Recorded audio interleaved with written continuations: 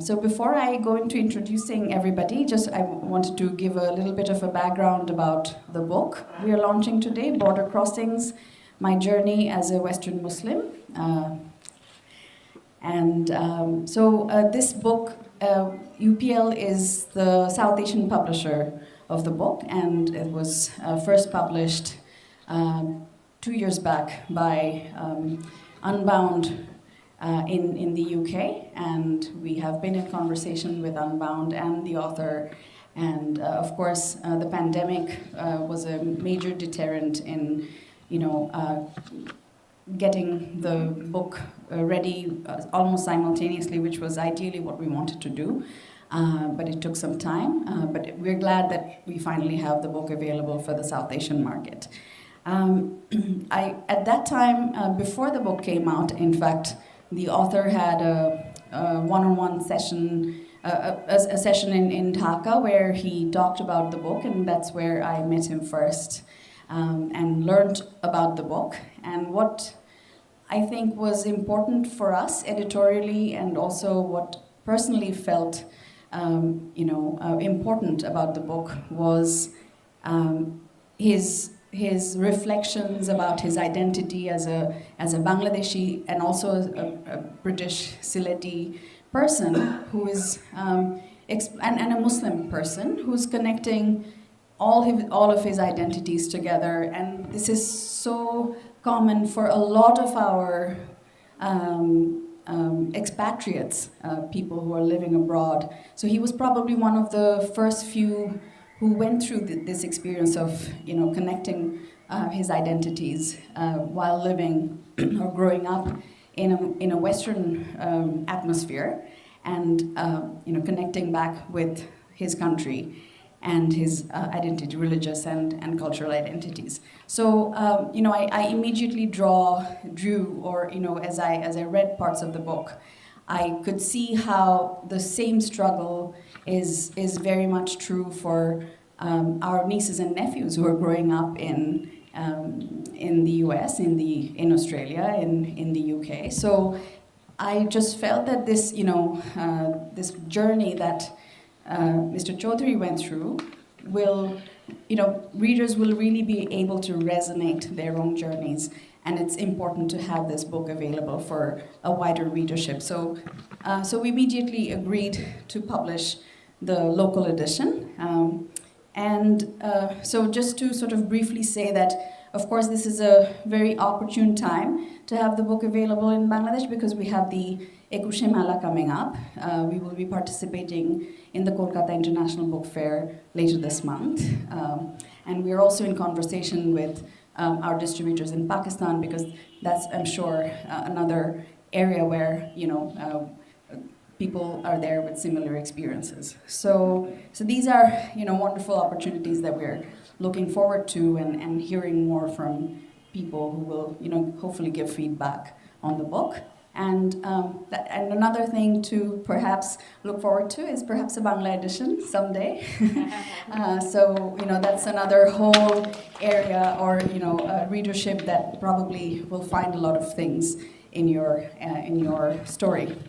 And just before I hand over, I introduce our chair of the session. I want to remember today is the second death anniversary of Hugh Brammer, and I'm glad that Dr. Sattar Mondal is here.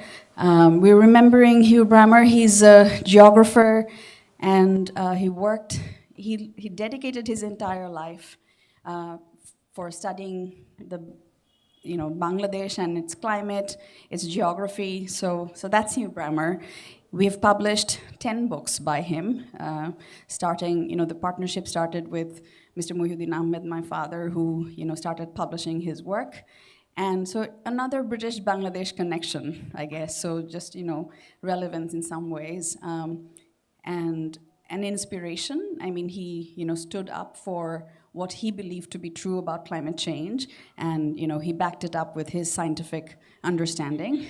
So just as we embark on conversing about another journey, I think we just wanted to pay our homage to Hugh Brammer as well.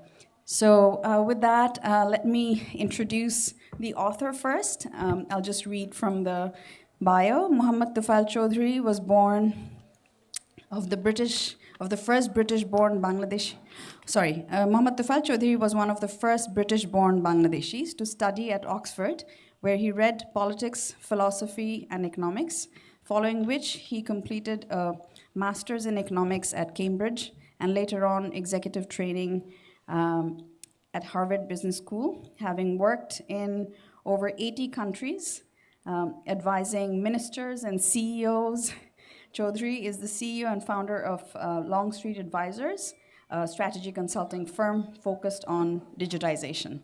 He's recognized as a technology expert by BBC, Financial Times, and Forbes. It's a pleasure to have you with us today.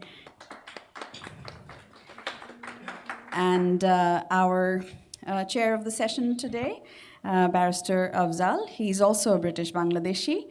He was called to the bar in 1996 and worked in the city with PwC in civil litigation and forensic for about 3 years, took a sabbatical at PwC and joined Syed Ishtiaq Ahmed and Associates in 1999.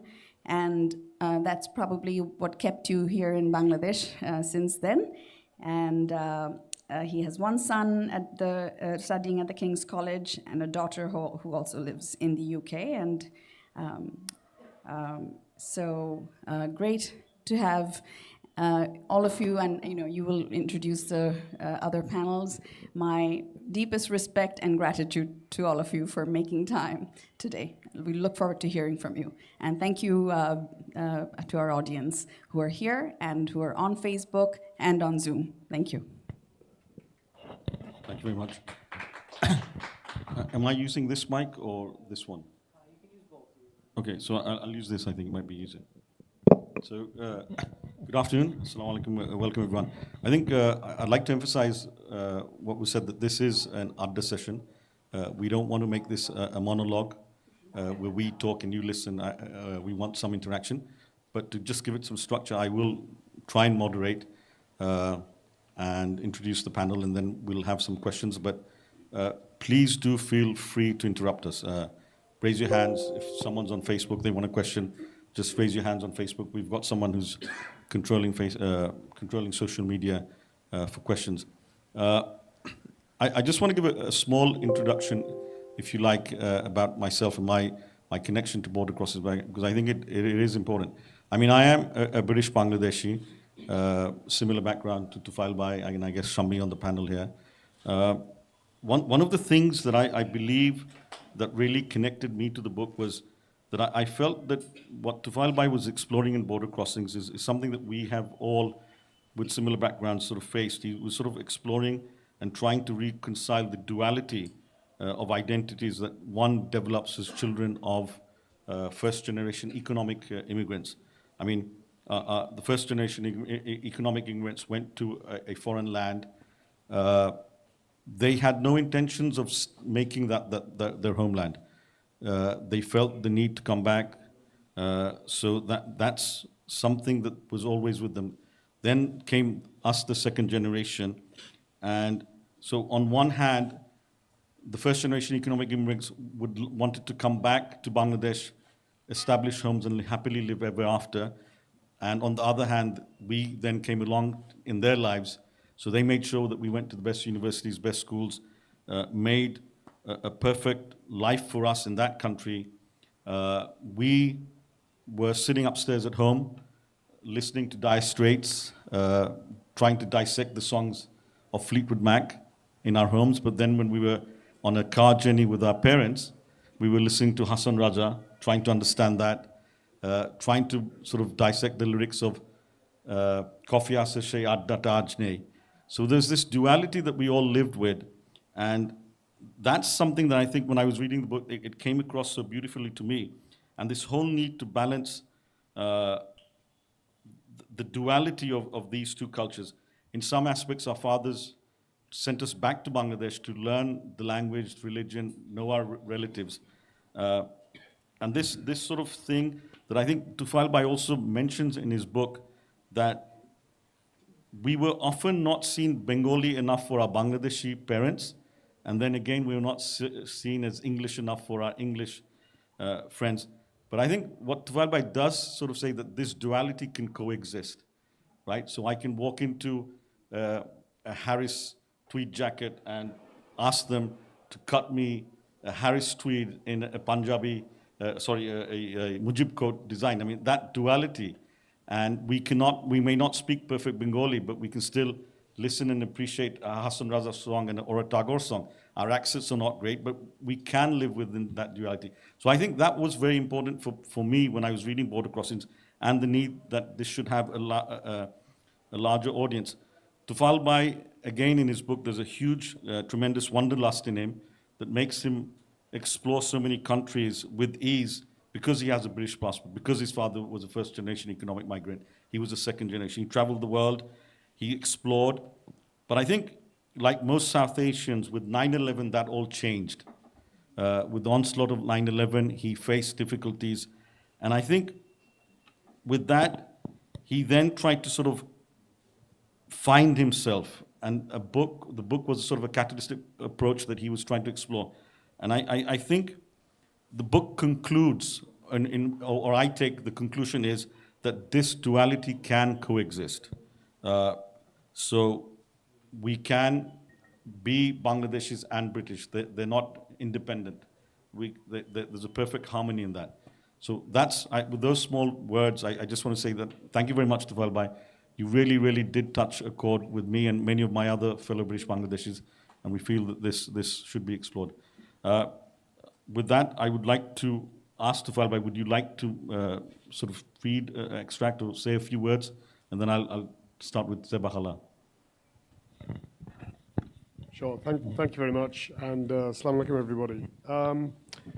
I think given the setup that you've given us there, Rizvi, I think maybe I'll just jump straight in with something that maybe helps set up that tension between being brown and being white. Maybe that's a good place to start.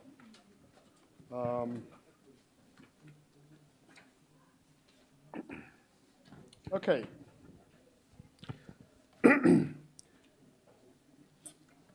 This is just from the early part of the book. It's from a chapter called British, Not Western. Signs I exhibited of British patriotism would regularly be slapped back in my face by way of a taunt or an often unintended slight, which put me back in the box of the try-hard outsider. At the same time, my family community didn't see me as proper Bengali either, giving me the cold shoulder treatment and regarding me as an Englishman in brown skin. English people see me as brown, and Bangladeshi people see me as white. So there I was, the subject of an, at times, unrewarding, no-win upbringing of coping with being the outsider a lot of the time, stuck between incompatible worlds. My cultural relevance was not appreciated. I was a migration rounding error. Just a quick one. I'll do longer ones as we get into this. So, thank you, Tufael Bhai. If I could briefly introduce Zebakhala, I am going to refer to you as Zebakhala, not formally, because this is an adda, and in an adda, you would not expect me to call you by your full name. So Zebakhala, just briefly, comes from a family of tea planters, and she herself is a second-generation tea planter. She was one of the first women in independent Bangladesh to successfully run a tea estate. Zebakhala was the managing director of Rashidabad Tea Estate. Her mother was the first Bengali woman to run and manage the first rubber plantation in the private sector, a tea plantation estate, and a cold storage in British India. Zebakhala is currently the chairperson of this rubber plantation, Rashid Enterprises Limited, which is also situated in Sylhet. Zebakhala is a social worker at large and is an active and vocal member of the underprivileged children's education program, USEP. And she has also co-opted me into the board now. She was also the chairperson of USEP. She was a national commissioner of the Bangladesh Girls Guide Association and participated in many programs nationally and internationally on behalf of the association. Zebakhala has translated books from Bengali to English, and herself, she's authored a book. Zebakhala is an avid reader in her pastime, and she loves to paint both in oil and watercolor. She takes a keen interest in Sylheti history and culture and spends considerable time traveling the world, but maintains key attachment to her homeland in Sylhet. Zabahala has two sons, both of whom were educated in public schools and universities in the UK and in the 70s and 80s. One son, Zia Mursaleen, is an accountant and settled in the UK, and her other son, Fahmi Mursaleen, is a property developer and a promoter of sustainable and ultra-organic farming in Bangladesh. He's also a keen cook and maker of exotic pickles. Zabahala, we're delighted to have you on the panel and discuss your thoughts on border crossings. I know this is a book that we've shared and we've discussed amongst ourselves.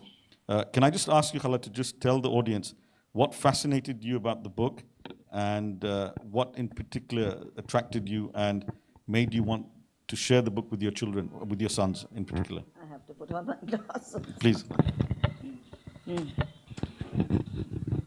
Actually, thank you very much, and good afternoon, and Assalamu alaikum to everybody who's here. This book must have come from his family, his brother, or from him. I got it. I didn't buy it. I didn't know where to get it, and once I started reading it, I couldn't stop. But I gave away the book, and when she approached me about it, I didn't even know who Tufael was.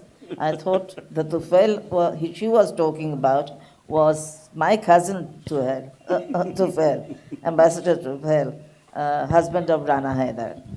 However, in a very short time, we had to prepare for this, and she sent me a computer-composed edition of whatever she gave me, and I went through it. For 2.5 days, I was all the time busy doing that. And I remember, Khala, you said to me, you called me up and said, "Boita to borogene." It was, I don't. She said, "Why was the book so big?" I mean, I don't remember the book being so big. So I said, "Khala, they've given you a computer printer. The print version is not available." I know. So, actually, after reading the book, I think it is a brilliant start. He's a real writer. It's a brilliant start, and describing the noisy Dhaka airport those days is not much better nowadays, but still the noisy, against the Heathrow's first world silence. Everybody is hush-hush going about with their own business and, but we here, we like to talk loud and be heard everywhere, and we make chaos. But then, he says he missed this. Being in Heathrow, he said he missed it. He realized that he is missing his home. Then he introduces himself, his British passport, his work-related trips around, and he's a globetrotter. I must say, I've traveled a lot, but of course he's much, much more than 65 countries, and I don't know how many times. I was fascinated by this book because in some ways it related to me as well. Because my first schooling was in Loreto Convent, Shillong. And myself and my 3 brothers were there in Shillong studying in St. Edmunds and Loreto Convent.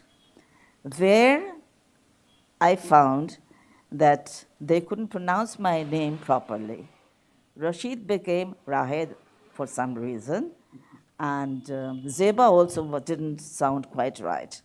So I objected. Born in a family like mine, and being we were 2 sisters amongst 11 of us, and the rest were brothers. So we knew how to fight for our rights. So I objected. And to my utter surprise, my teacher turns around and says, "How about calling you Sita, dear?" Imagine my plight. Sita, of all people.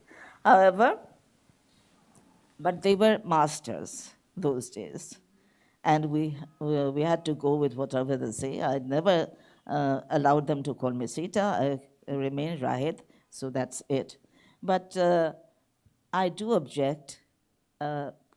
Even now, in the recent days in London, I objected to my sons calling Mo Saleh Mo Saleh. Why? I said, why should you call him Mo Saleh? Others may, but you should not. Muhammad, Mo stands for Muhammad. You can say Muhammad. Why can't you? And you have to tell them, you have to stand up and say. You can't change a person's name, because we have been taught in school that a proper noun, name is a proper noun which has to be written correctly and also pronounced. So you can't go back on that.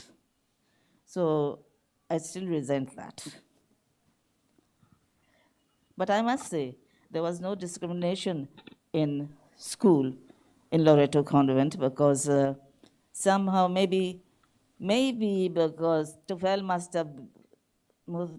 has spent time in boardings. I haven't had a boarding life. So that could be one of the reasons I didn't come across that kind of discrimination. And the other thing I would like to say about this book is I also correlated with my children. I had to send my children abroad at that young age to England to study there, because it was the time when this liberation war was being thought of, and I could foresee that this trouble is going to come up soon. So I sent my eldest son first in the year, I think it was 59 or 60, something like that. And he had to pass his exams from here, entrance exam. And he went, and he did very well. From St. Placid's in Chittagong, he went to Solihull Public School, and he stood second, I think, second or first. And he became the prefect over there. He did very well. And I didn't think about these things. But sometimes I would notice the sadness in his songs. He plays the guitar and sings. Sadness in his voice when he played Mountain Mama, Take Me Home. It makes me very emotional. And when he sings the Robinjo Shongit, even now, I can feel that he feels himself quite isolated. He's married an English girl. So Ziabai sings Rabindranath Shongit? Yeah. So I didn't know that, and I've known Ziabai for many, many years. So I actually didn't know. And as you said, he's married to an English, a lovely English lady, a teacher. So he sings ghazals and Rabindra Shongit. And we spend hours together, because he would be singing and asking me about the meaning of this word and that word in order to get it in him. So I think this is the duality that I've seen that has come across in border crossings, in which a lot of people that that are not aware of this whole British Bangladeshi. I think the third generation, the fourth generation, will be very interesting to also see that, and which we'll come to a bit later. But Tufael Bhai, did you want to read some extract from the chapter with that? Yeah. No, you used to do that, and we can come in later on.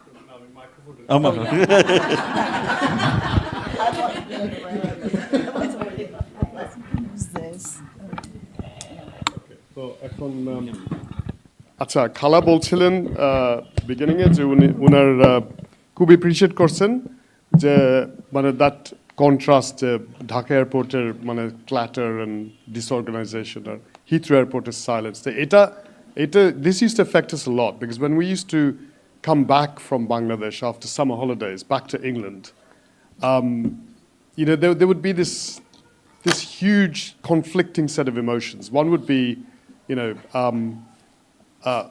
like a relief and a nice to be back home feeling, for sure, right? Back in England, which is home. But then there would also be this horrible feeling of really missing this disorganization of Bangladesh. So let me just try and take you there. So Heathrow Airport, London. Good morning, sir. Could you step aside, please? I would like to ask you a few questions. Sure, I reply, rubbing the tiredness out of my eyes, putting up no resistance to the familiar drill. My questioner is evidently a government official, undertaking extra surveillance following yesterday's terrorist alerts. I found out about the elevated security at London's airports on BBC News before boarding the crowded British Airways flight 14 hours ago. Where are you arriving from today, sir? Dhaka, Bangladesh, I add, thinking that the sun must be setting there about now. "And what were you doing in Bangladesh, sir?" he says, with a monotonous drone, leafing through my passport at the same time. "I was there on holiday, visiting relatives." I look over the thin-framed, wispy-haired officer as he begins to examine my documents. His drab suit matches the grey, speckled carpet of Terminal 4's arrivals hall. Passengers silently weave through orderly queues, some speaking in muffled voices and others looking subdued from jet lag. A total contrast to the cacophony of loudspeaker announcements and disorganization of Dhaka Airport, where Heathrow's carpets snuffle out noise, the gritty wheels of roller bags and lopsided trolleys click-clack across Dhaka Airport's cracked-up tiles. Back in the first world silence of the UK, I am missing the homely untidiness of Bangladesh, the vibrant colors, the humid smells, and the incessant raising of voices. From his tired attire, I cannot determine whether the officer is from the Metropolitan Police or British intelligence. He has a kind, bedraggled-looking and spotty face. The thinning hair on his head is longer at the sides than on top. The blemishes on the maroon cover of my British passport include a crease that runs all the way down it, like a whitewater spring descending a craggy alpine mountain. The officer turns the pages with care, separating the leaves with meticulously shaped fingernails. His professionalism and duty to care momentarily cushion me from the cold reality of my travel experiences today, littered as they are with an incessant amount of scrutiny and suspicion over who I am and why I am traveling. He too asks me about my reasons for traveling so much, about my family origins, and in particular, about my frequent visits to the Middle East. I work for an international consulting firm, and I'm involved in a number of assignments around the world, so I have to fly around frequently. Plus, I travel a lot personally too, especially to the Middle East and Asia. What about the trips to Syria, sir, and to Lebanon and Jordan? Were these for business also? As he poses the question, I catch him noticing the gold British Airways frequent flyer identification tag dangling from the strap of my knapsack. He cannot tell that I went to the West Bank last year, since at the conclusion of a 9-hour ordeal at the border crossing, I'd requested the Israeli authorities not to put a stamp in my passport, but to do so on a blank sheet of paper instead. Whilst his questioning is thorough, it is nowhere near as forensic as the Israelis, whose methods are purposeful and meticulous, full of mind games. I don't mention the West Bank trip. Mostly those were holiday trips. One trip to Jordan was for business. I wince at the memory of that awful meeting in Amman some months ago when the executive we were in negotiations with walked out of a heated session. Do you have any particular reason for spending so much time in the Middle East? I'm learning Arabic, and I like going to the region to practice. And I go to Saudi Arabia from time to time to perform the Muslim pilgrimage at Mecca. I feel a desire to get this questioning over with and to get out of Heathrow and make my way into London. Where were your parents born? The officer asks. My parents? I repeat back, looking at the officer but mumbling the words under my breath. Since childhood, I've been forced to deal with such inquiries. A necessary evil these days for many Muslims who travel a lot. Their privilege of anonymity in travel temporarily withdrawn. As time has gone on, I've developed my techniques to a point where I can confidently challenge when needed. You don't really need to know where my parents were born, do you? I reply, nodding my head gently in the direction of my passport, the Queen's coat of arms showing proudly on its cover. I'm employing the same tactic that I used successfully when stopped in Milan's Linate airport a few weeks ago. But that was with a smiling and casual Italian immigration officer who looked like he just wanted to practice his English. Today, I fear, I've made an error of judgment by challenging this man barely a few weeks after the 7/7 terrorist attacks in London. The officer looks back at me, speechless, and as the seconds tick by, I wonder what will happen now. Thank you very much. Thank you very much to Tufael bhai. I've noticed that some people have come in late and online as well. So just to remind everyone, we are not doing any monologue. We're not speaking here, and you just listening. It is an Adda session, and that's how it was introduced. So it's an Adda. Feel free to raise your hand, ask questions, interrupt, or be part of any story that you feel is necessary for anyone who's border crossing. I can see Mujib raising hand, and I know personally that Mujib actually went to a lot of trouble to attend this seminar. He took a bus from Molly Bazaar. He's a British Bangladeshi. He's never actually lived here. He's lived all of his life in UK, but for some reason he's had a wanderlust for Bangladesh, and he's been here 6-7 times in the last 12 months. And today he took a bus from Molly Bazaar. He got stuck in the Istimar jam. He walked, because he called me and he said, "How do I make this?" I said, "Just walk." So he walked, took a CNG, then walked again, and made it here. So Mujib, I think you do deserve questions, and that's a round of applause. So thank you for that, Mujib.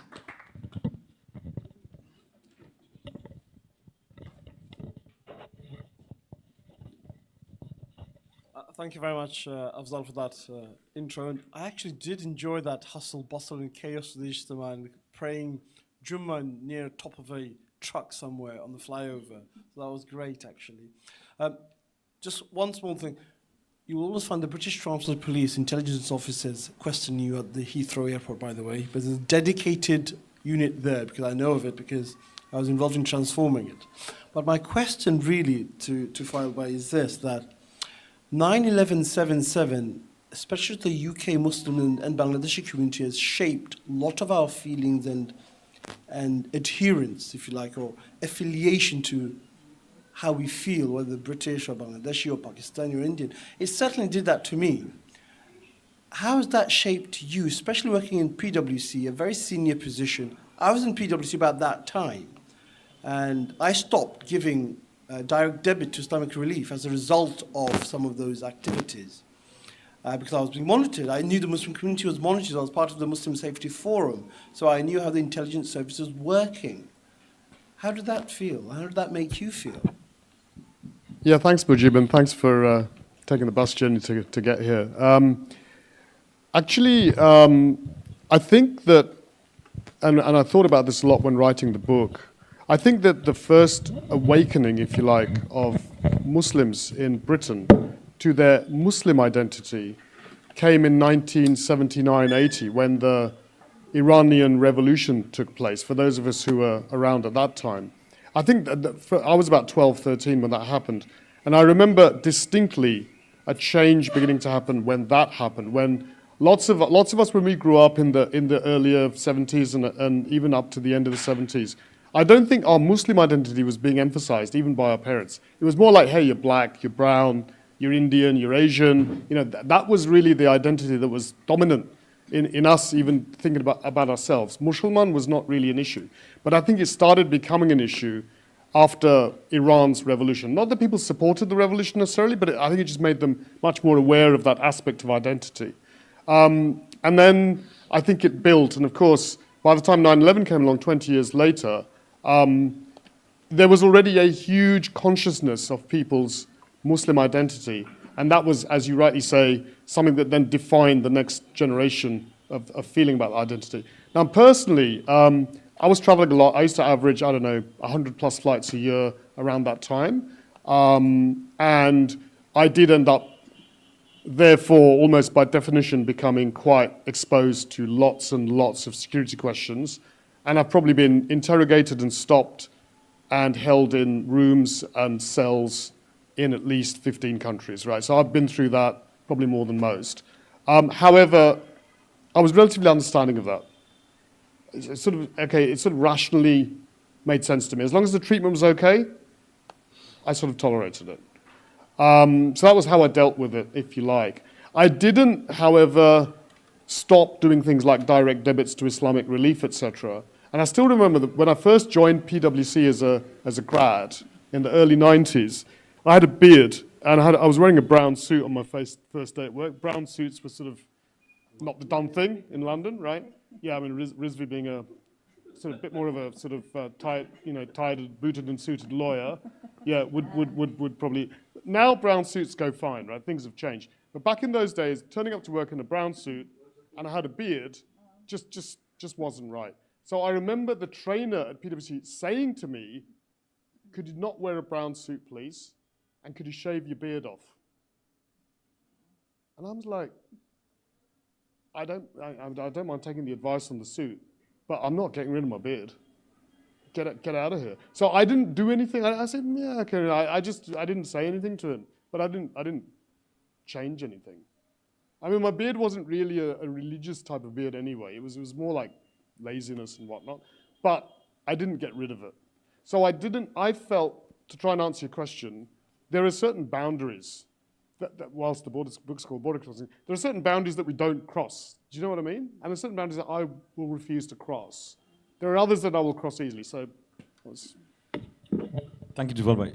If I can just introduce the next member of our panel, Shami Huda. Shami Huda is the chairman of NAFCO, heads his family business, which are primarily in agriculture and pharmaceuticals, with offices throughout Bangladesh.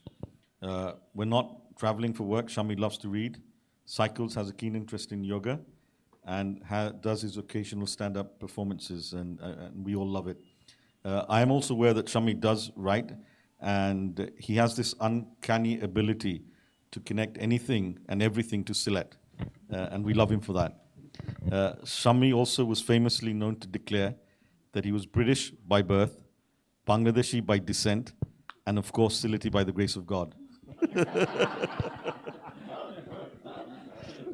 We are delighted to welcome Shami on the panel to discuss his thoughts on border crossings, particularly since he, the author, myself, we have a common heritage of being children of the first generation of economic immigrants to UK from Sylhet, and who were, I guess, pioneers of the Indian curry industry. One other disclaimer, Shami is a very good friend of my younger brother, so I do know him very well.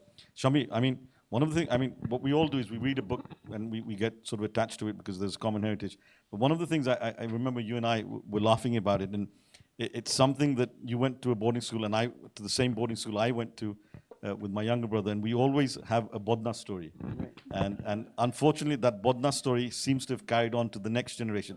So my son and my nephews, they also have a Bodna story.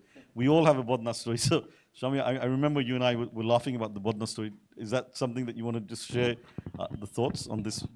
And the other thing that I find quite amusing, it's the third generation of British Bangladeshi, we still haven't managed to make the English use water when cleaning themselves. So that's something that we failed. Yeah, the Qatar World Cup, we've had one or two memes saying that this is a remarkable thing, but we for some reason haven't been able to convince the British to use water. So anyway, Shami, please. Yeah, thank you for that kind introduction. And yeah, I'm not sure what I'm doing in this august company, lots of wisdom, lots of experience, and I thought I was here for eye candy or comic relief. But the Bodna thing, and you mentioned it in your book, and then we went to boarding school, and so this was the early 90s boarding school, so you're using a Bodna, you're going to the bathroom, and the first early days, you're kind of hiding it because there's that discomfort, and then also it's Britain, and you don't talk about bodily functions, and then also you're Asian, you're brown, is it some sort of cultural marker that puts you down? And then after a few weeks, it was like, no, this is who I am, this is what we do, and then thing. And then after 2 years, I think most of our year had complexes, because we pointed out, right, you've gone to the bathroom, you're unwashed, you're walking like that all day, and then, where is the civilization here? Who has the moral upper ground? And yeah, so again, in Tufael Bhai's book, I find it's a generational thing, because if you look at the Dhaka Lit Fest, a few years ago we had V.S. Naipaul, and he moved to Britain in the 60s, and the relationship of the immigrant and the colonial masters, there's a deference. And then our fathers, they went as economic immigrants, and they grew up in that environment, but they did well, and they grew up, and economically they asserted themselves. And then because of their labors, we were privileged enough to go into this British boarding school system and all of that. And then there was V.S. Naipaul, say, in the last 5 years. And then this year you had Amitav Ghosh and you had Pankaj Mishra. And they're unapologetic about being Indian, about being Asian. There is no deference anymore. We have our identity, we have our assertion. So with this Bodna story that everyone has, whether you're Bangladeshi, Pakistani, Indian, whether you went in the 50s, 60s, or whatever. That's a universal thing, and there is no deference about this anymore. This is who we are. We have our identity. There's not pride about it. It's just who we are. You take it or leave it, but we will not be made small about this. And Tufael, by his thing about going Oxbridge in the 80s, doing the management consultancy thing, you follow this kind of ideal career path that our parents and everyone would have thought as like the thing to do. Like the British Prime Minister at the moment, Rishi Sunak. Again, he did boarding school, he did the management consultancies or investment banks, and then he went into politics. And worked in an Indian restaurant owned by a Bangladeshi. Went in an Indian restaurant, exactly. So it's a generational change. So, I mean, all the incidents and then all of that. But at the same time, I see this, not a chauvinism, but this fact that even Bangladesh, 30, 40 years ago, we differed when there were foreign consultants coming in and this and that, and then, they somehow, their word was the final. Whereas now, no Bangladeshi kind of even listens to thing. We know better, and whether we do or not, we assert ourselves that way. And then your journey from, not shaving your beard, not listening to the brown suit, this is kind of a personification of this change. And I found that remarkable, or something that just struck me as all of us, like our lives and how we were. And yeah, please. Can I bring down the level of the conversation a few notches? No Adda is complete without some sanitary humour. So if it's okay, can I share a bit about that? And I've just been told that the TBS today covered the Bodna stories. It did it? Yeah. Oh, wow. They probably so. Look at that. The Bodna. So we'll soon get the British to use water. I'm flushed with pride. So, but there were aspects of British culture that didn't work for me. There were the obvious areas which were out of bounds for an observant Muslim, such as drinking, girlfriends, and partying, all of which clearly went against Islamic codes of conduct. But there were less obvious and more subtle issues, which were more challenging to come to terms with, and more fundamental in fueling my sense of exclusion. British society, to me, seemed one in which people were much less involved in each other's lives compared to what I'd been brought up to believe was right. The English appeared less communal and more detached. Most of the English children I knew were less influenced by the wisdom of elders than I'd been brought up to expect, and I saw them having less respect for the older generation. For example, I didn't understand how some of my friends could address their parents on a first-name basis, or how a number could even swear about them behind their backs. The majority of English people I knew were ambivalent about the colonial injustices that still afflicted the existence of millions around the world. And I read this partly because of the death of the Queen and how that sort of resurfaced this huge debate. This was principally out of ignorance, though there was still a healthy dose of colonial nostalgia in Britain in the 1980s, which bordered on eulogizing and celebrating Britain's great recent history. Mainly because they had not been exposed to it, English people did not understand as well as us, with all our experience from alien troops to Bangladesh, what real poverty was. Many of my English friends and teachers didn't have a clue about how Imperial Britannia had exploited the lives of the colonized, and some took a patronizing, pitying stance towards me, as though having been born brown-skinned was somehow unfortunate. Regarding itself as a fair and great nation, there was duplicity in Britain's glorification of her often shameful past. This bothered me, since many of my own family had been affected by colonialism's consequences.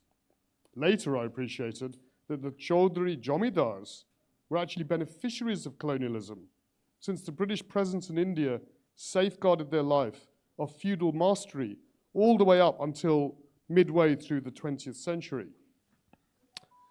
The relative lack of emphasis on sanitary privacy and cleanliness in British culture meant that visiting bathrooms, like communal changing, could be an awkward experience. Physical cleanliness is seen as a path to spiritual cleanliness in Islam, and toilet hygiene is one of the most important aspects of maintaining cleanliness throughout the day. Growing up in Britain, stand-up urinals, which spray back speckles of urine onto one's trousers, and toilet cubicles without wash basins were all sources of daily anxiety. Bathroom challenges, of course, weren't restricted to my experience in Britain, as challenges extended to trips to Sylhet, as well as countless incidents in other places.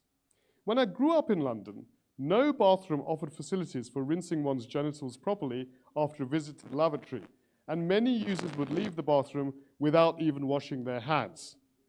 To avoid contact with urine-smeared bathroom appliances, I developed techniques for not coming into contact with door handles, locks, flushes, toilet seats, or anything else.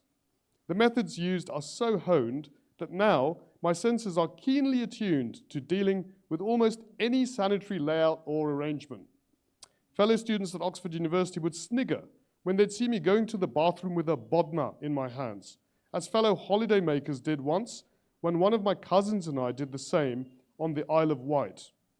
What possessed us to spend half-term in a holiday camp near Cowes with hundreds of half-drunken teenagers? I don't quite remember. In those years, we were less confident of our cultural differences in regard to bathroom behavior, so we would hide the necessary water vessel in a Marks & Spencer polythene bag.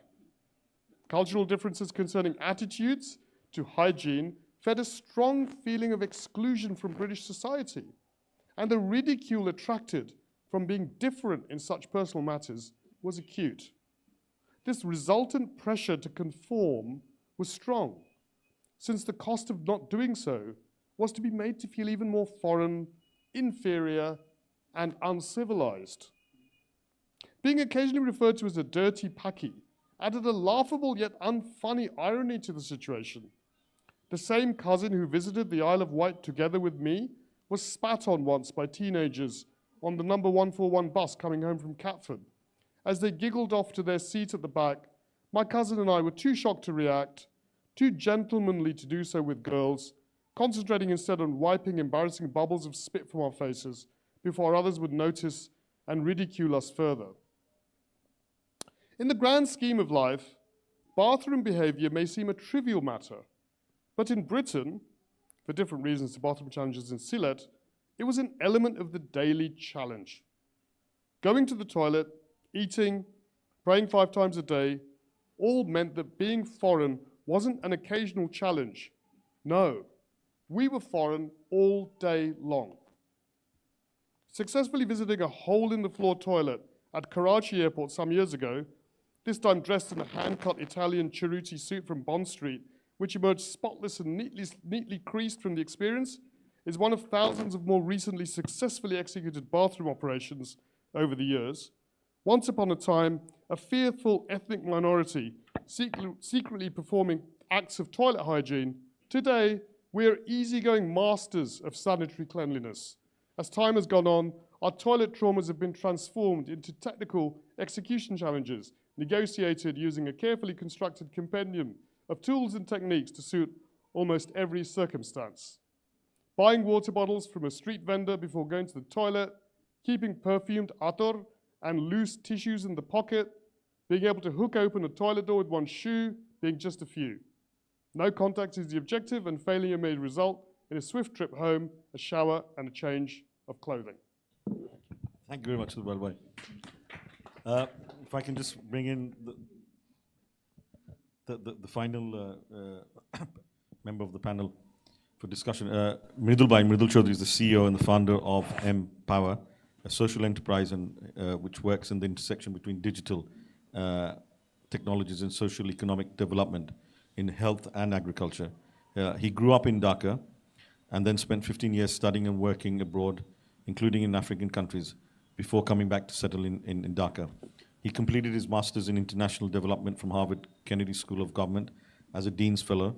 While at Harvard, he co-founded Empower with his fellow graduate students from Harvard and MIT. The company was initially headquartered in Cairo, and I believe that's where you interacted first with Tufael Bhai.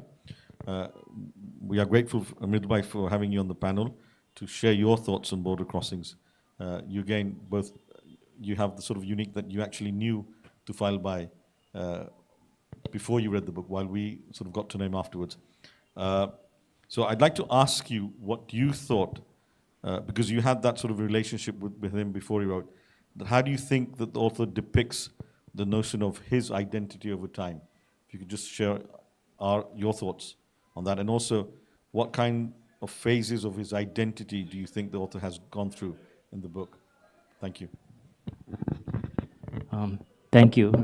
Yeah, I'm just remembering the first few days when we actually met. Yeah, it was in Cairo.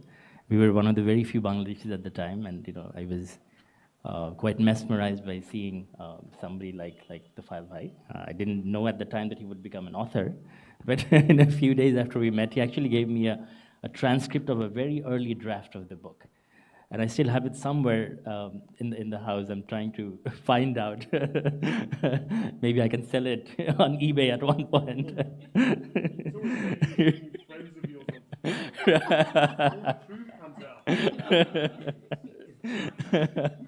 It's not. No, I'll get him to sign the blank page and then attach it. The sanitary thing would get it down to a level, but it is actually managing to get it down even. Okay, let me work it up. Try to work it up a little bit more. So the reason why I found border crossings so I could relate to the book and in such a personal manner is that I also had my own journey of finding my own identity. Having been studying in an English medium school at the time when I was studying in English medium school. This was a cause for ostracization in many ways, in many social circles. Then when I went to the US, also I was a South Asian in a very cosmopolitan environment, cause for concern and isolation. So essentially, I won't get into my personal story, but essentially, I had my own journey. And then when I read this, I had a very different kind of a trajectory, but I could relate to this book in many ways. And this book kind of gave me this opportunity to kind of dive into my own experience and kind of make sense of it, and even try to make for lack of a better word, kind of put it into a kind of a framework. I'm sure a lot of us are economists here, so we always try to put things in a framework. And when I look back at my experience, and when I look back at this book, and I've been actually going through this book the last couple of days preparing for this also. But when I look back at it, I think, from my own personal experience and also from Tufael Bhai's experience, I saw that I think we both kind of went through a phase-wise journey of evolution of our identity. And I think in the first phase, as Tufael Bhai kind of starts out, that we were kind of, I think he sums it up in a very nice way, a migration rounding error. Then in the first phase, we were really trying to figure out what our identity is. And I think in the first phase, a lot of our identity formation was very much influenced by how others perceived us.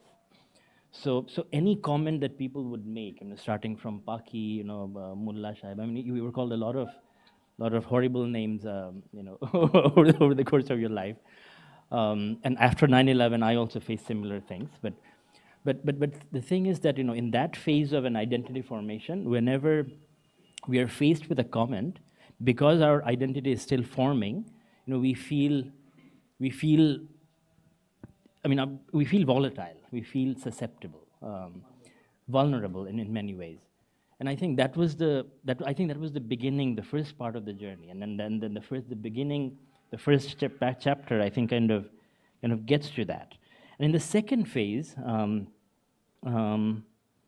I think, and you talk about all those, stuck between incompatible worlds. I'm just repeating those for the people who came in a little late. So the kind of things that he described to kind of summarize that phase was that English was seeing me as brown and Bangladeshi was seeing me as white. I was stuck between incompatible worlds. I was a migration rounding error. And this was when he was also, I think, feeling a kind of a cultural inadequacy. So no matter how much he was achieving in life, there was always this feeling of incompleteness. And I think that was the initial phase, and I think it was possibly intensified by 9/11 and other incidents. And I think, and this is how I'm assessing it, you may have a different opinion. In the second phase, what I see, both for myself and for you also, is when we're trying to form our identity, and we are trying to influence other people's opinions of us. So the first was more about reacting to other people's perception of us, or reacting to other people's comments about us. In the second phase, I think we're more mature, but in this more mature phase, we are trying to influence other people's opinions. And I think that was when the beard also came out, because I specifically quote from your book, enhancing my visible religious identity by keeping a beard. So keeping a beard, and I think you had some Arabic writing in your car dashboard. You wrote an open letter to Salman Rushdie for satanic verses. So I think in this phase, it was more about kind of taking a stance that as a kind of a crusader of Islam, for lack of a better word. And I can perfectly relate to that, and because in this phase, I also, in my undergrad years, I also wanted to kind of put my identity down, and I was wearing the Punjabi, I was speaking in Bangla in as many occasions as I could, and I could I just wanted to kind of assert my identity and there was this whole notion of showing off who you are about. And that gave us a level of comfort, a level of kind of peace, and a level of, please. If I can just, someone's got a question, right? Yes. So before you go to the question, I think the other thing that I've seen, and I think Mujib can share with me, I think this enhanced that I'm a Muslim is also I wouldn't use the word contradiction, but I think what happens, or what's happening with the third generation of British Bangladeshis is they've got another conflict, if you like, Bangladeshi and Muslim. So that's another conflict. And I'll take the question from the floor, but Hala, I'm just going to leave you with a thought, because we've discussed this, right? And what we've discussed specifically is, Hala, the touching of the feet, right? So that's something that I also, when I was growing up and I was reading a few books, I realized, what's the touching of the feet about? Tufael in his book went on a rebellion, refused to touch the feet. I guess we all similarly had that debate within us. Why are we touching the feet? But I've actually come full circle. I've now accepted it. So Khala, you're my murabbi. I will touch your feet out of deference. And it's culture. And I don't find it, there's no conflict in it. I've come around. But what I've seen, and some people who've lived in UK and interacted with the British Bangladeshi second, third generation, they are quite vocal about it. I mean, Mujib, you and I will be very quiet. We won't say anything. If people are touching feet, we're happy. We'll go and touch a feet of someone that we want to respect. But it is something that, again, with that, there is that duality that is confusing the next generation. So, Khala, I'll come back to you with that, because we have discussed this, the touching of the feet. But someone had a question from the floor, or a point. Mujib, do you want? Yeah. I don't hold the floor at all, so if someone else has a question, please go ahead, or I will. Okay, I don't see any hands. So Mujib, go ahead, and then we'll come to Khala about the touching of the feet. Can I go and say that prayer somewhere? Yes, you can, Khala, obviously. So we won't break the session, Khala, but you can just quickly go and say your prayers. What do you really being a father of four now, 4 young children growing up in the UK who have never visited?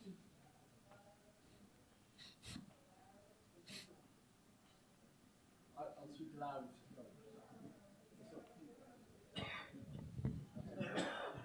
Being a father of 4 young children who have never visited, were born in the UK, never visited Bangladesh. In fact, my wife only visited last week, first time ever.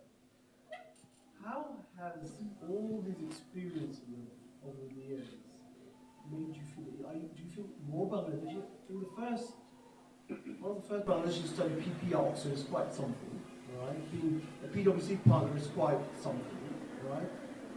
And being in these airports and the cells is also quite something. How has that made you feel as a Bangladeshi first, and as a Muslim second? And third point is, how would you change or improve things for your children, for the next generation? Thanks, Mujib. I'm going to answer your question, and then I'm going to come back to the framework that Mridul was referring to.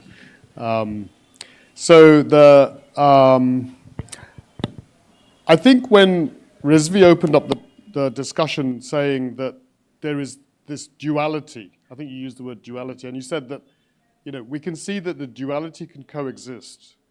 So I'd like to take that concept, if I may, and try and push it a bit further. I actually think those of us who can deal with duality or multiplicity ourselves, number one, I don't think we should be trying to decide which one of this am I. I don't think it's necessary, right? I think the whole construct that's been given to us around how we should define our identity is misplaced. And I think we need to be able to look at that construct and not accept the construct without question and try and answer the question through the construct. So I think we're starting at the wrong place. I think we need to do away with it. This is all the result of the last 200 to 300 years of our global history, a lot of which comes from colonial history, but also from other aspects of that history as well, not just colonialism. So I think we really need to be thinking about moving through these constructs and evolving them to something that's more fit for a much more multicultural world. I mean, the world that we come from before the Industrial Revolution, there wasn't a lot of global travel going on. But today, it is completely commonplace. There would hardly be anybody in this room who doesn't have some sort of international element to their family or to their identity. Shobar kaseই থাকবে. So I think we need to move away from that. So for me, the superpower is, and I feel like this because I work internationally a lot, is because I can deal with multiple cultures. I speak 6 languages. Because I can speak 6 languages pretty fluently, I feel like I'm cheating. Whenever I go to any meeting, whether it's in Nairobi or Washington or Bucharest, I am absolutely in a position of advantage because I'm able to deal with multiplicity in culture so easily. So for me, it's a massive advantage. So yes, being Bangladeshi, I am Bangladeshi. But I'm going to now misquote, I think it was John F. Kennedy, I am a Berliner. I am Bangladeshi, I am British, I'm all of those things. But I'm all of those things at the same time. So I think there is a superpower in having to deal with it. So that really where I'm trying to go with border crossings is, yep, it's a tough journey, a lot of knocks, a lot of lessons. But you know what? The result, I think, is a good play. Hopefully you'll give an opportunity to show a little bit about the return to that origin at some point before we finish. But I think that it gets you to a good place. And I think it's a superpower. It's definitely not a handicap. And it's definitely not even duality. I'd go further. I'd say it's a superpower.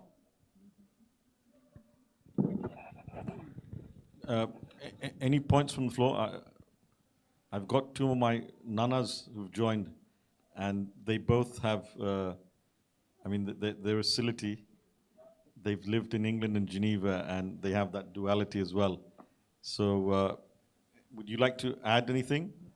Huh? Anyone else, if I can?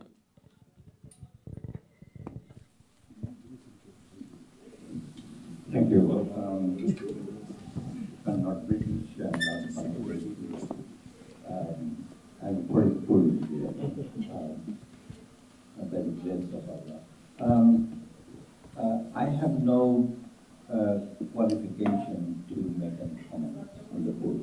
This is the first time I see the cover page of this book. And the other opportunity I had from others, to mention that the invitation and some difference about it. That's my submission. The point I'm trying to make is that in the early 70s, when me and quite a number of my generation came to London to study or higher studies in different universities. Bangladesh was only 2 to 3 years old. And in a small village in Kent, near Ashford, where I used to stay and study.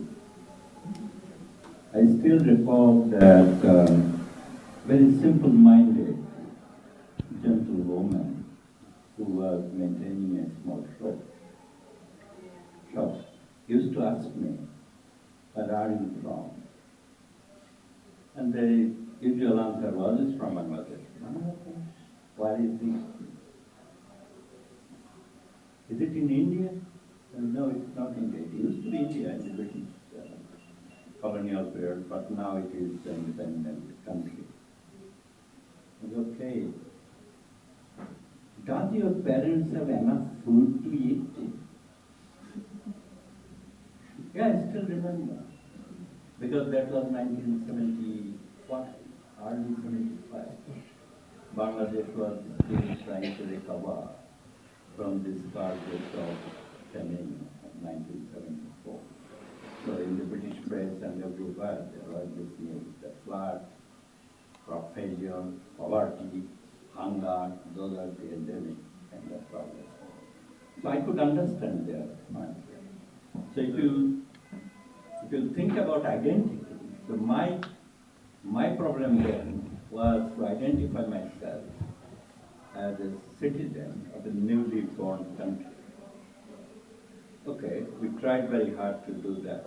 But now, after 40 years, when I go back to those British universities, not as a student, but as a postdoc or visiting professor, I feel a different kind of identity crisis.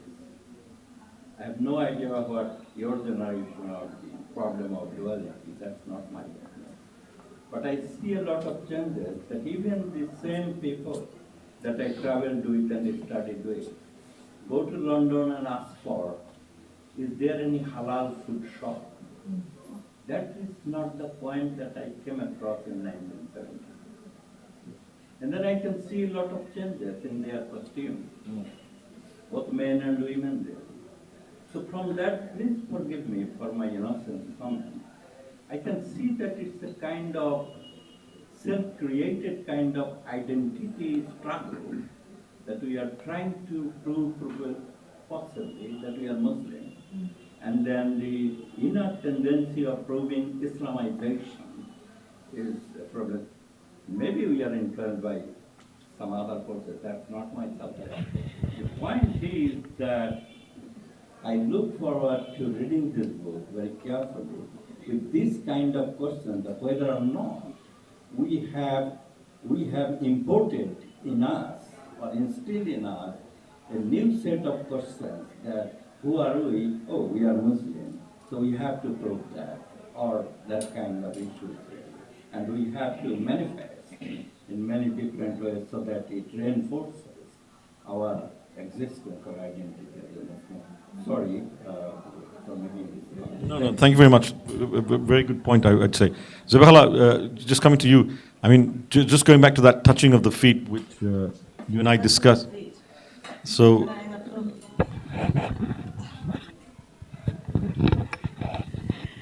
Touching of the feet, I think, is a more of a cultural issue than religion. It is only found in the subcontinent. And what does it mean in Bangla? It means podo dhuli nawa. It is showing your respect. You're taking the dust off the feet of your elder or the respected one. There's no harm in that, but it's not part of Islam. It's not an obligatory thing to do from Islam. But assalamu alaikum, peace be on you, is a more universal thing, and I'd rather stick to that. I haven't taught my children to touch the feet, but they do the salam all right. but Hala, you haven't taught them, but if we touch your feet, that's something that you will accept. No, I understand. You did it the other day. Yeah, I understand that it is from your respect and you will not and stop. heartfelt respect.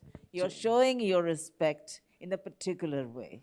But And I'm touched. Yeah, but what I think what Tufael Bhai went through in his, which he addresses in book, and which we often, and I myself have done this struggle, where we thought it was anti-Islam. I don't know if that's the right word to use, and we stopped it.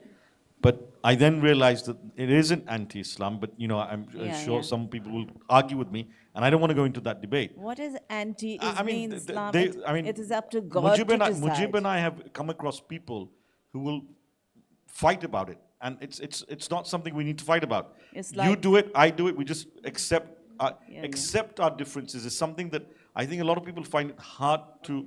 I think you're right. I think that it's a journey. It's a journey. You go through a journey. You try something, you then reject something, and over the course of time, we come to a newer, slightly more enlightened understanding of what that issue is really about. The enlightening understanding. That is the thing. You have to try to understand your faith. And creating distinctions. Yeah. So when I was 17 or 16 and I did my Salam revolt, which I did in Jindabazar in Sylhet, right? I didn't understand all that stuff. I was going through that journey. But by the time I'm like 20 years later, I'm beginning to think, okay, there's a distinction here between the physical action and the intention. So the intention is really where maybe the faith comes in. Physical action is possibly something that's a little bit more cultural.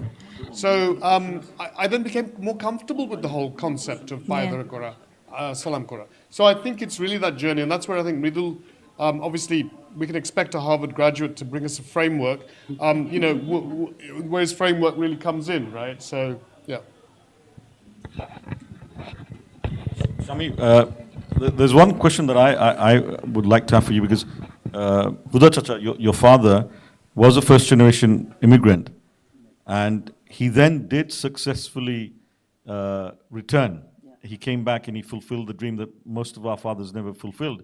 They came back to the motherland, and he established a multi-million-dollar business, which he's passed away, but the children have taken that forward. And so you are unique, where you were born in the UK, educated, lived there, Chacha lived there, came back, established his business, and very much entrenched. The question that I'd like to ask you, Shami, is third, fourth generation, right? You may go to university, you may work anywhere in the world. How important is Bangladesh or the Bengali roots or culture? I mean, what would you say? I know you have a daughter that lives in New York. You do bring her back to Bangladesh. But going forward, how do we maintain that connection? Do we maintain that connection? Is there a need? Well, that's a huge question, and it's not something that I can answer. It's just something that we grapple with, as I said, this is not a question we're having an Adda. That's why it's going on. Yeah. I know Tufael Bhai has his thoughts, so I'll come to him. Yeah. But just sharing your thoughts, because you do have a daughter, lives in New York. Yeah. Should Bangladesh be important to her? Let's put it that way. I mean, there's that psychological aspect of we own land here. Well, we own land all over the world. Yeah, we own. Yeah. So there's something about. Is it a psychological thing of like mati? It has a real meaning. This is somewhere my grandparents sweated. This is where they did their blood. My father did well, and it's a thing. Like 60 years ago or 70 years ago, when he was a student, they'd get a few lungis a year, a Genji and whatever, and they're considered well off because they could eat. They had land and they could feed all year round, and it's all about perspective. He left for England. He did well. He came back. It was a conscious decision for me to come back, for my brothers and my sisters were here. And then the next generation, whether they come back or not, or whether they maintain their roots, how important it is in this world. Because we're talking about this multi-generation. There is no duality. As Tufael Bhai said, and as Mridul was questioning, everything merges into your identity. There's no right, there's no wrong way of being a Muslim or being a Bangladeshi or being a Sylheti, and all of these things. It's an amorphous kind of thing. But is it important? Yeah, no, so we might as well give you a chair here, Mujib. Might as well be part of the panel. This is my recent experience from my 12-year-old son, who doesn't speak a word of Bangla, was asked a question at school in Epsom, in Surrey, UK. They said, "Where are you from?" And his first answer was, "I'm from Bangladesh." And he came and had a discussion with me about it. And then it was the first time I ever thought of actually that I made a huge mistake not connecting my kids to their grandfather's land or fatherland. And there's something about identity and lineage.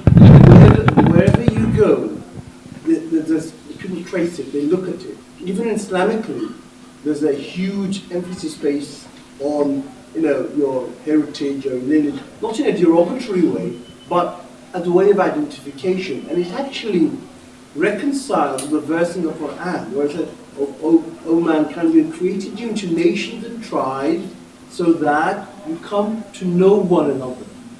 It's about knowing one another. It's about respecting one another and respecting each other's rights. So I think that's why really, as a father, I think it's really important for me to connect my kids to Bangladesh, even though they were not born here. Okay, that's good. And just out of that, I mean, we're from Sylhet, so I find it very interesting. I mean, I got a flyer. I'm part. Rizwan, I just want to interrupt. So we have a Shunamgonji, a Mulivazari, a Sylheti, a Hobbygonji, and another Mulivazari. So we've got all the districts covered. I'm not. Like by the next question is, I'm going to give the mic to you. Like by after this. But one of the things that I mean on that point, I mean I just got a flyer because I'm sort of associated with the Dargah of Shah Mustafa. So Shah Mustafa's full name is. I actually probably can't tell you the full name, but the full name is Shah Mustafa, and at the end of it, it's Al-Baghdadi. So he was from Baghdad. So at the end of his long name, so he's been here for 800, 900 years. At the end of his name, it's Al-Baghdadi. So you remember that he was initially from Baghdad. And Shah Jalal, you have his full name, and then it's Al-Yamini. So he's got some connection to Yemeni. So I guess your son, I mean, he's never been to Bangladesh, but he sort of still identifies with that. So Al-Bangladeshi, so you might as well. So Tufael, I would like your thoughts because your wife's not from Bangladesh. She's, I guess, British and then Indian or Australian Indian, and married to a Sylheti British globetrotter. So how important is identity, and what is their identity for the children? I know we sort of said it's not duality now, it's multiplicity, and you sort of added to that pot of duality by putting in more cultures. But is Bangladesh important? A question? I think it is, because that's one of the reasons you're having your launching or a launching you've done in Bangladesh. Is Bangladesh important to you? Is Bangladesh important to your children? I think, first I'm going to say I don't really have the answer, because I think we are in a generation where we are reopening these frameworks and structures which we've inherited, and we're now realizing that the frameworks don't work. That's why the "where are you from" question evokes so many different responses, emotionally, opposed responses. It's because we're using the wrong framework. I certainly haven't, and I wouldn't even claim to know what the right future framework is, or indeed whether there's a different way of thinking about things which don't even need a framework. So I'm not sure we're there. I think what we have recognized, though, not just from this work, which is a humble piece of work, but more from a range of work that's been done in the last 10 years, is that the question's now firmly being asked. So I think it's up to now all of us collectively to take that forward into the new construct that we need, right? So that would be one thing. Secondly, is Bangladesh important to me? I mean, the way I'd answer that, Rizvi, would be, Bangladesh is part of me. It doesn't really matter whether it's important or not. It's part of me. It's part of my history. It's probably going to be part of my future. I mean, nothing's really important to me as such, apart from whatever the core values are in my case. And to me, that might be Bangladesh, but it might be something else. But I don't want to be feeling an obligation to state that it is Bangladesh or it is Sylhet, et cetera, Those things are labels that come and labels that go, right? And hopefully we can move to a situation where we don't need to see them as borders that we're crossing. I mean, obviously the book's called Border Crossings partly because it's the physical border crossings as well as the metaphorical ones. But look, it might be a bit of time till we get there. History tends to move at its own pace, but I think maybe that's the direction. Thank you, Tufael. More questions from the floor, I think.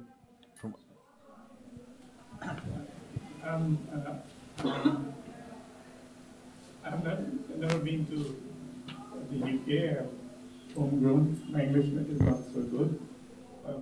Don't trust it. This is you can. I'm really worried now because he's going to ask some question that's not going to be answerable. I'm just.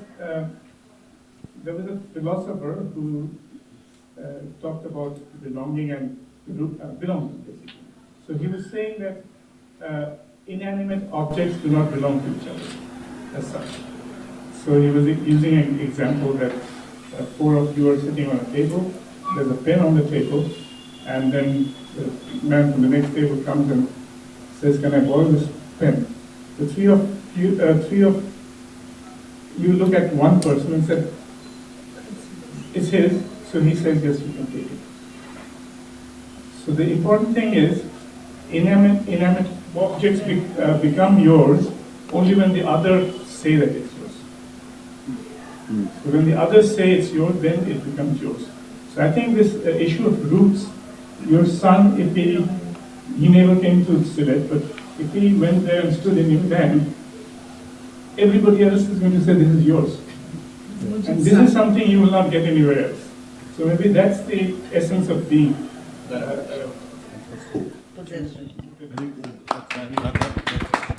That's very insightful. Thank you. We've got one question.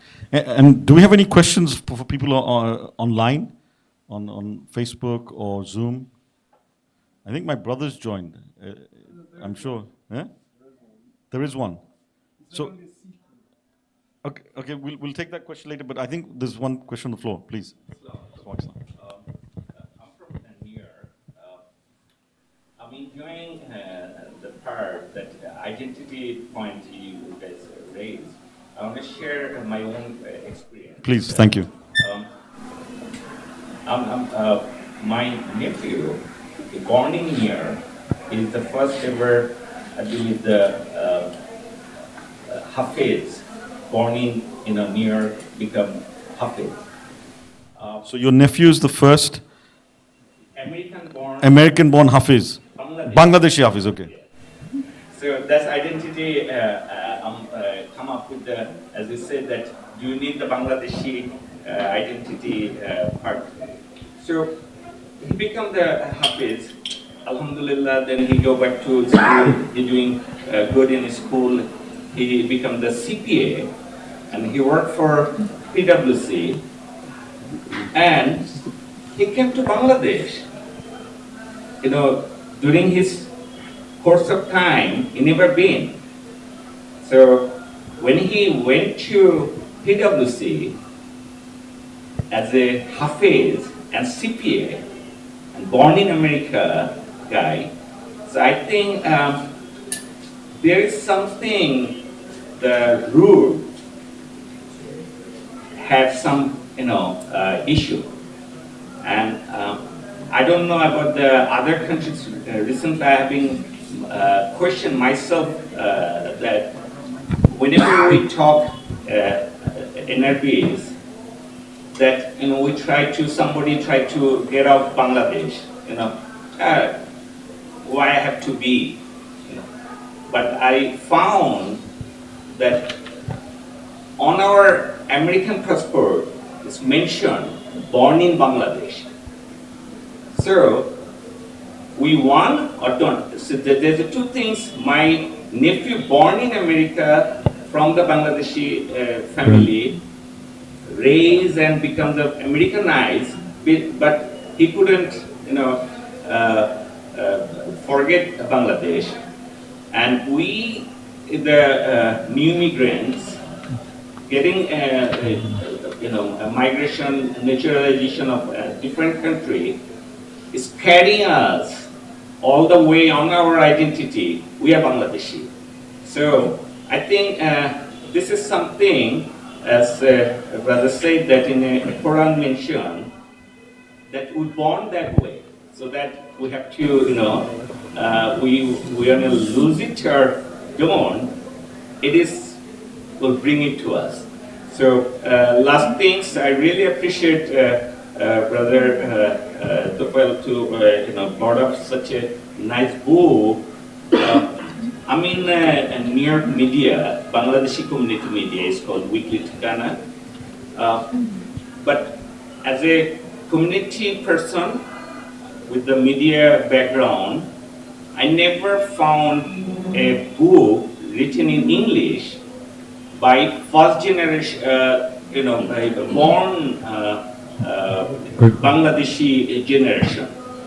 This will be help us lot in the whole world. Then because I know now it's we used to thought that British people have 2-3 generation, but happening in USA, we are getting second generation things. I can guarantee other European country, even the Middle East, lots of generation come up.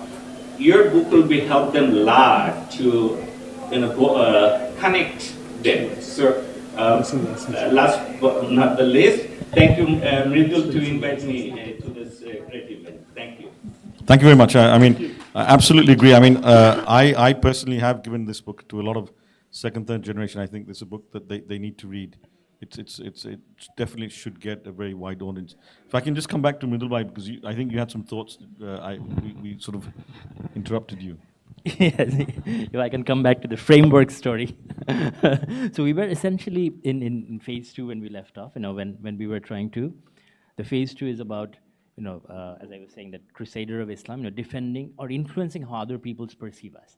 In the third phase, I think this is the most interesting phase and something that we have not really talked about, because I think we are really talking about identity from the point of view of who we are, from a religious perspective, from a national perspective, where we were born, and so on.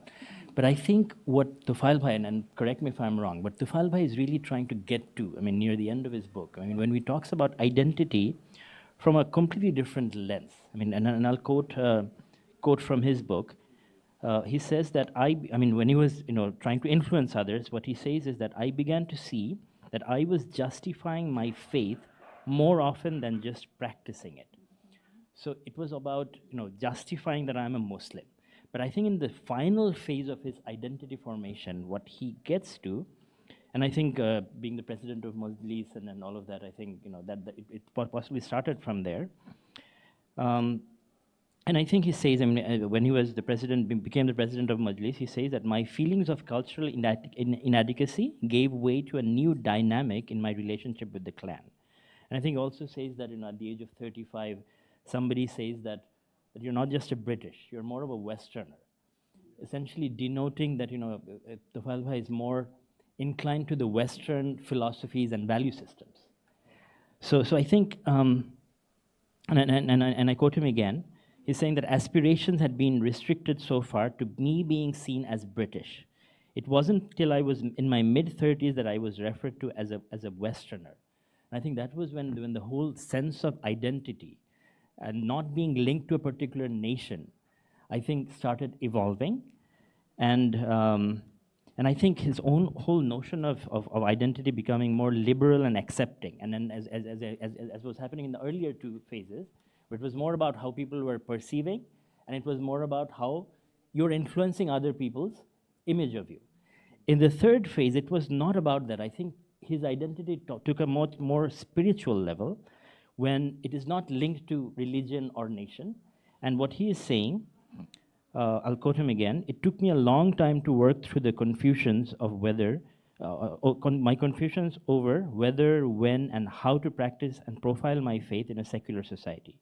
This confusion resulted in my behavior on my part, which I wouldn't repeat now, that my sense of religious identity is more evolved and stable.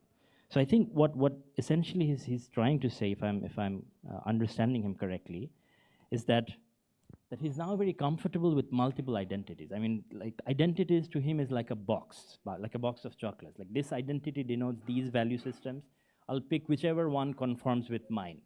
And then there's another identity, I'll pick some from there. So he basically ended up kind of customizing identity aspects from different identities, from Bangladeshi, Sylheti, British, Muslim, you name it. And he customized it according to his own value systems. And I think he achieved the state of being into a state of bliss, so to say. So now, the earlier phase, when he was, when somebody was making a comment at him, I don't think it bothers him anymore. And now I don't think he needs to keep a beard to make the point that he's Muslim, or he doesn't need to carry around an Islamic something to say that he's a Muslim. So I think this evolution of identity, where you're so comfortable in your skin that you don't care about what others are thinking and you don't care about influencing others. I think that's the state of bliss that he has achieved, and that a lot of us are possibly trying to achieve, but don't really know that we are. So I think that's my takeaway from the book. I mean, if I were to summarize it in one sentence. I think that being comfortable with everything. I mean, we are all a part of all our experiences, and then just being comfortable, so we don't need to be defined. I'm going to ask Mashid something, because Mashid, I know, is a border crosser. He's lived in Myanmar and knows the author personally. You've interacted with him, and you've read the book. So I'd like, Mashid, your thoughts. And you also have a son that is living in different countries, I guess. So Mashid, can we have some your thoughts, please? By the way, as some of you may have heard, this is an Adda session, and Adda sessions can go on and on. So, I mean, if you want to leave, you're most welcome to leave. I think we'd like it to continue, because I think they want to. But yeah, there is tea before you leave, so do have tea and leave. But we would like to at least continue for another 15, 20 minutes. Tufael, is that okay? I mean, so yeah, so we will continue. But if people don't feel embarrassed to leave, if you have other engagements. But it is an Adda session, and we're going to go on. Mashid, thank you. Your question. Thank you. I got an opportunity to work with, my name is Mashid. I got an opportunity to work with Tufael in Myanmar. So when I was going to Myanmar, I asked Tufael for the government of Myanmar. We both were working with them. So Tufael told me to watch Yes Minister. Yeah. So I was watching Yes Minister, and when I read the book, I realized somewhere between writing a border crossing and watching Yes Minister, Tufael has actually taught us to conquer the world. When I say this, Tufael being a Bangladeshi, living in UK, now partner at PwC Australia, married to, I think, South African Indian. So you just have North America and South America to conquer. So then you can be the first Bangladeshi to conquer the world. So jokes apart, I'm myself a first generation Bangladeshi, so I'm born to Indian parents, Indian-born Bangladeshi parents. So I have seen my share of experiences, which was very difficult in the earlier days, because I tried to adjust to more in Bangladesh framework, because my parents were doing that. And at some point, in the 90s, I went to America for education, and I was giving a bodna. So I have my own bodna story. And the cool part was, that was the first phase when transparent bodna came in. So my family said, it's going to be cool if you take a transparent bodna. So when I arrived to my dorm with the transparent bodna, I had an Indian guy. He said, Bengali lota leke aa gaya. So bodna never forgives Bangladeshis anywhere. But interesting point is whether it's the Bangla or the religion or the Payadhara Salam. I think the water of bodna softens us up enough to get accustomed to any environment that we gel into. So I think hats off to this access to whether it's religion, different ethnicity, our language, our culture, and essentially the water from Bodna all makes who we are. And it makes it easy for us to adjust anywhere we want to go. I worked in 8 different countries, having a Greek passport, and I'm damn proud about it. My son lives in Arizona, he's 15, he's a little confused. So I tell him about Tufael's journey, and my father's journey, and my journey. I think, I hope somewhere down the road he also reaches that bliss, achieves that bliss where he's no longer only a Bangladeshi, but he's the people of the world. I think that will make it better. Thank you very much, Mushad. I think that's what we're trying to achieve, and I think that's what border crossings is all about. Be comfortable. I mean, as we've said repeatedly, you are a sum of all your experiences. We were very unique because we were the first generation of economic migrants to the UK, and initially we were struggling with all of this, and I think border crossings, Tufael sort of sums it up very well for all of us. Khala, there's one thing that I just want to ask you, because again, this is something that you and I have discussed, that what really, you felt that the book was very timely. It was a very timely book. Someone as a globe-trotting person like Tufael, he traveled the world, but there was that sense of coming home, and that sort of. And he's in him about his surrounds and people's sort of staring at him or something like that. But now he's at ease with himself. Now I think Tufail is at ease with himself. And I think the book has been superbly ended by saying, returning to the roots or to the origin. Now that he's at ease with himself, he can appreciate his roots far better than he could do before. And he has mingled with the people of his village and tried to tell them what everything he knows about and things like that. But there's another thing I'd like to tell you here, that I have been in guides for quite some time, and there was a time when a group of rangers from Australia came over to do some kind of good deeds here in Bangladesh. And when I addressed them, I told them, when God created the universe, when God created us, He did not put any boundaries to the earth. It's us who did it, and it is for us to cross the boundaries. So here we are. We need to cross the boundaries and be at ease with ourselves and be proud of what we're doing, as long as we're doing something good. And I'd expect from him with all his experience and everything, to help the people of Bangladesh as much as he can with the ideas that he has, can help us go forward a lot. That's all I can say. Thank you. Thank you, Tufail. Thank you, Hala. I mean, some of you may have heard that my brother and I actually didn't know Tufail Bhai when we read the book. And it was also quite amusing and interesting that we were introduced to the book by an English friend of my brother. And he sort of said, he called up my brother and he sort of said, do you know Tufael Chowdhury? And my brother sort of said, all Bangladeshis and British people are not it's more related. But interesting than that, unfortunately, they are. Abdul. Because later on, we read the book and my brother and I basically said, he's not here, I think he was online. And we just felt that this book I'm needed online. a larger audience. And Hello. I'm one of those persons that when I like a book and an author, I don't want to go and meet the author, because when I meet the author, I have a completely different view, and I was not doing that. But Ellis, my brother, was completely the opposite.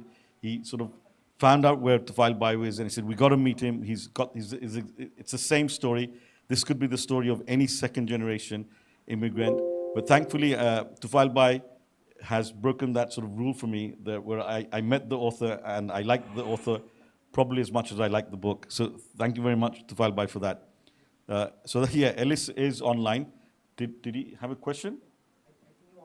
Oh, he wants to talk. Okay, so he's interrupted me. So, Bhaiya, over to you. Yeah, where's everyone? I'm really enjoying this. Okay, that's Ellis, my elder brother. His friend, I think, was Bob, who was at Cardiff University. So I had a friend called Bob Jenkins. So it's a very interesting way that, as an entrepreneur, Tufail will probably, we all identify with this, son of an entrepreneur. You don't pay for things, right? Our dads taught us to go into shops and haggle, right? Ask for 10% off, and we always thought that was a bit naughty. But, this used to work in a lot of times. So likewise, I think Tufail took this to heart, and he didn't pay for the publishing. Is that right, Tufail? So it was a bit of a crowdfunding exercise, and I was not aware of this. So Bob said to me, Dr. Robert Jenkins, now resident in Barcelona, and we're still in touch. So he was an undergraduate friend of mine. He was very, very bright and went on to Cambridge to do his PhD in things that I can't even understand. So he once very randomly sort of said, do you know Mohammad Chowdhury? And I said, Mohammad Chowdhury, I mean, that's a very common name in Bangladesh. Mohammed's common, is probably Mohammed something. And Chowdhury, you might as well ask me to do, ask me a question, do you know John Smith? And and I said, do you know how many Bangladeshis are in the UK? And he said, oh, but they're in South London, and they own a restaurant like your dad. And I said, oh, come on, Rob, you're being really racist now. And then he also got taken aback by what he said and sort of said, oh, yeah, I do understand. And he's very woke, so he sort of instantly sort of apologized and everything. Anyway, so he sent me a link to this. It was on LinkedIn, Tufael, if it was correct, right? Yeah. It was a LinkedIn, and it was something to do with you send off, and the blurb was good. It was a good teaser. You know, life of a British Muslim, British Bangladeshi Muslim growing up in the UK in the 70s and all that. So, okay, this sounds good, something I can relate to. So I sent off for, I think it was 2 books at the time. Nothing came back. And I thought, wow, this is a new sort of scam on LinkedIn. And eventually, many months later, 2 books popped along because, you know, like all British Bangladeshi families in the UK, living in the UK and Bangladesh, you got always someone traveling to and fro. So 2 books came along one day and a little handwritten note saying, thank you very much for your contribution, hope you enjoyed the book, etc. And I went, oh. And it was during COVID. And I'd lost a friend just around then. It was 2020, right? 20. We just lost. Yeah, 2020. Yeah, No, so we just 2021. Yeah, so we just lost a very dear friend at the time. And it was like, and it was a page turner. Every page I read, it was like, oh my God, this is my story. Of course, I didn't go to Oxford. I was not as bright as Tufael there. But, you know, everything else sort of resonated. It was stories about fathers and sons and relationships with the UK and the local population and being brought up in a sort of middle-class British environment, but not being quite British. In those days, you know, you couldn't be our skin color and be British. You know, Rishi Sunak was not prime minister then. You know, the closest we had was a Sri Lankan guy in Hounslow, or that other guy in Leicester. Those were our closest role models as politicians. And you didn't see many colored people on TV and all that. Very different UK to what you see today. And it was a page turner. I think I finished that book really, really fast. It wasn't more than a few days. And every time I read a page and something resonated with me, I kept on thinking about my friend who I just lost, because that was also very, you know, emotional for me, because he would also be someone who would identify with these things. You know, he was much more in touch with his inner self and soul than I am. And, you know, I could have had lengthy discussions with him. Some of you will know him. Shammi, definitely. Resvi, of course, and Mujib. I think, Bhaiya, just one thing, you mentioned Izajubai, but I think the point that I think we should share. So Izajubai, the person that my brother's referring to that passed away during COVID, he was very close to all of us, very similar background. He then crossed another border. So he went to Kuwait and he settled in Kuwait. And Can I be rude and just interrupt? Interrupt the interruption. It is not done, right? It's now about 11 p.m. in Australia, but I just wanted to interrupt because my 8-year-old son is on screen. There he is, the one who's holding his forehead. Say hello, Zaki. Wave to everybody. That's hello, my Zaki. We can 8-year-old see you. son. You've He's been probably very just attentive. stayed up Is it a as school long as he night? can. He stayed up as long as he can to watch his dad doing his Q&A. So you can go to bed now, Zaki. All right, say goodbye to everybody. Have we bored you and enough? Go to bed. No, this is how you learn. love This is you. how we learn from our fathers. We love you, Zaki. If you're enjoying it, you can listen. So what I was saying about the person that my brother was mentioning that passed away during COVID, he crossed another border from born and brought up in UK, then went and lived in Kuwait, where he eventually passed away. And he was very much involved with the Sylheti community, the Bangladeshi community in Kuwait. And I remember there was a clip of him where he said to the audience, where he was saying that I have taken my son to, and he was, I think, 13 or 14 at that time, where he said that I've taken my son back to Bangladesh, I think 26 or 27 times. Or I think it was more than that, I can't remember the exact, but it was a number of times that he brought him back to Sylhet because he said he needs to feel that mati tan, that we all sort of, despite not being born in this country, we all have. So that's the person that Bhaiya was referring to. So Bhaiya, go on. Sorry to interrupted you. Yeah, no, it's an adda, so you just interrupt and you just free flow. But where are the tea and the shingaras? I mean, what sort of adda is this in Bangladesh? No, so So the other thing that I think I'd just like to touch upon and sort of conclude my sort of moderation, and then just hand it back to Falbai. I think one of the things that has not been recorded well enough is our father's generation.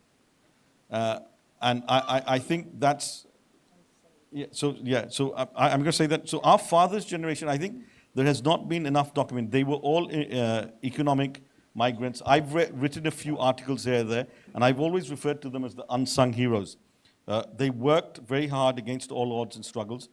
They sent their children to the best schools whenever they could afford it, public schools. We went to universities. They ensured that despite all of this, that their extended family back home were also taken care of. They did not do it in isolation. So they looked after their families back home. They established businesses in UK. They made homes. They fought racism, discrimination. They raised awareness of the brutality of West Pakistan against East Pakistan. They contributed and became the international voice for the freedom fighters of East Pakistan. These were the unsung heroes that funded and facilitated the independence of Bangladesh. Baya, Ellis and I can't remember this, but Baya has some recollection. We were taken in prams and pushchairs to Trafalgar Square, which I believe Tufael Bhai was here. And I think not enough has been said about this generation, that they quietly contributed to a lot of this, and they were really the unsung heroes, and they just did it for the love of the country. They're absolutely the love of the... And our mothers. And our mothers, because absolutely our mothers were part of it, the fundraising, the flags, they did all of that. And then when the country gained independence, they sent the hard-earned foreign currencies to increase the foreign reserves of the country. It was these silly British Bangladeshis that they did that. And then this first generation of immigrants, they invested in newly privatized banks, in the tea estates, in factories, in a lot of things. And they did there were a lot of people, in those days, the ministers used to come back to the UK, and they used to come and encourage in those days, it was the restaurateurs who had a lot of money. They had a lot of disposable income. Small businessmen, they used to go back in different sectors. It was cold storages mostly. Zeba Antia cold storage comes from a cold storage family, but there was a lot of encouragement to establish those rice mills. It was mostly agriculture. I think there were some re-rolling mills, and there were big investments in those times. And very few of them were successful, unfortunately, because they were stuck between two countries. It was not the technology we have today. They were flying in and out. It was flights were very expensive. Maintaining two families, maintaining two businesses was very difficult. If I can just interrupt, because I think you'd like to add something. No, just I'll take the privilege of being here and being the publisher, although not in the panel. But I think there have been documentation. I just wanted to also show a book, Bilate Bangali Obhibashon. So this by Farooq Chowdhury, who's a journalist in the UK, and he's documented the more than 400 years of Bengali migration in Britain, and how much the Bengalis have contributed to the British economy also. I mean, in addition to what they have contributed back to the country. So I think it's also, some of it is documented, maybe not as much as we would like, and maybe also not in English so much. So I think, that's where your book also, has an advantage, that, it's reaching to an audience that is really, eager to find the history. So, I think generations had to pass a certain, struggle of, cultural accommodation, or, getting used to being at the ease that you have arrived now. It took generations to really be here. And I think the struggle goes on, but I think these documentations and exploring back into the history, there's also an ebook version in English of this book, which is, but and not just this, but I think it's important to also go back to those hundreds of years of history of Bengali migration and what that meant for people who were migrating, and also for their descendants. Yeah, thank you very much. I wasn't aware of that, but I mean, the point was that that generation were the unsung heroes. We are here, and we're doing whatever we're doing because of them, because of their love and ensuring and they were dedicated to make sure that we got the right education, that we were not necessarily economic migrants. We were migrants of our choice, of wherever we want to go, because we wanted to go. So I think that needs to be sort of put on record as well. And as my brother said, a lot of these investments were not successful. They ended up in, some ended up in disputes with extended family, some of which I'm dealing with as a lawyer. But I mean, as a lawyer, anyone that is British Bangladeshi and has an issue with their fathers or forefathers' investment, I mean, I do try and guide them because it's something that I understand. I saw how hard my father worked. I'm sure Tufael Bhai saw how hard his father worked. And I said before, Shammi's father was a unique story where he came back successfully and managed and grow the business. I'd like to just sort of finish this session, and it's quite apt that it is the last chapter of the book, Return to Origin. And again, Zabahal and I've discussed this, and it's quite interesting the way that Tufael Bhai has written this chapter, where he goes back to the village that his father lived in, and they don't own any property there, right? Tufael Bhai, there's no ownership of anything, but he decides to go back to the village, and he describes it, the air that his father, breathed, the fields that he played in, and he goes and he sits there with people that he's never met, he's never interacted with, but he finds this sort of sense of connection. There's a connection that he finds with the people, and these are people that he's absolutely never met, never seen, never interacted. And I found that very touching myself, and it also reminded me of a quote by the Sufi saint Jalaluddin Rumi. And I've written this down, otherwise I will misquote it. And you don't want to misquote Jalaluddin Rumi. And he says, maybe you are searching amongst the branches for what only appears in the roots. Maybe you're searching amongst the branches for what only appears in the roots. So this is a quote by Jalaluddin Rumi, and that last chapter really reminded me of that sort of connection with the roots, despite the fact that Tufael Bhai was never born or never visited that village. I mean, Shammi and I have very similar backgrounds. We were not born here, but we do feel, we do have a sense of connection. And I remember Mujib's a university friend, and he's never been to Bangladesh. And I said to him when I was at university that I'm going to go back to Bangladesh. He said I was crazy. I did it. I've recently said to Mujib that I'm going back to Sylhet. And I've just built something in Sylhet, and I'm going to virtually work from there. He's again said that I'm crazy, but he's been with me to Moli Bazaar, where I've made this home, and he now thinks that I can do it because it's a very virtual world. The other thing that I just want to finish, and then I'm going to give it to Tufael Bhai, I promise, and then you can take the session.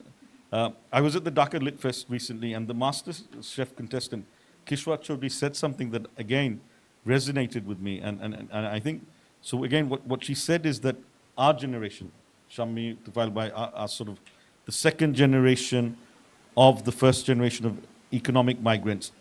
We are that missing link between our father's generation and the next generation. Right?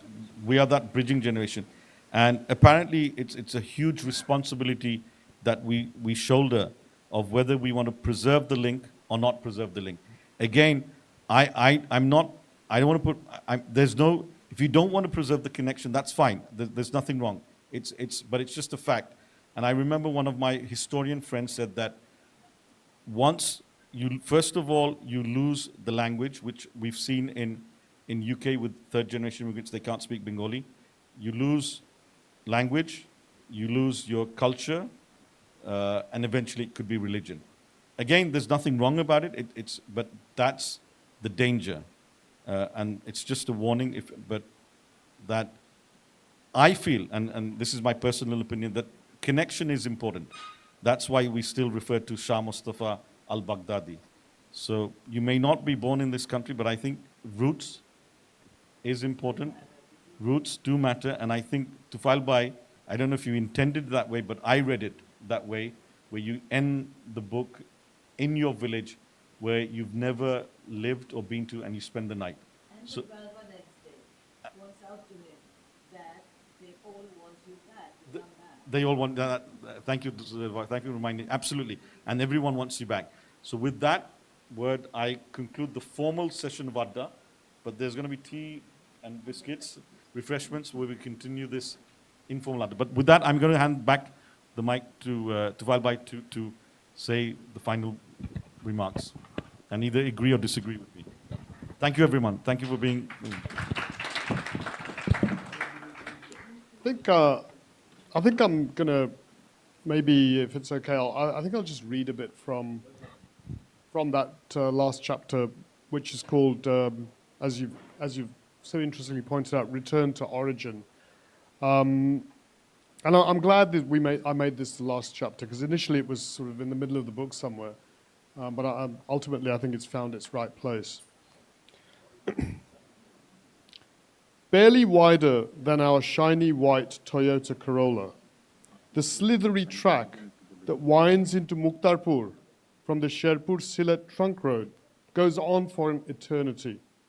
The village is only 3 kilometers from the oblique and sloped turning that comes off the highway, but the narrowness of the road, the flatness of the land around us, and the absence of an urban skyline makes the distances appear logarithmically longer. After years of waiting, I'm on my way to the village where my father's family has its origins and where Abba himself grew up. At first, my uncles were thunderstruck by the idea that their nephew wished to spend a night in Mukhtarpur.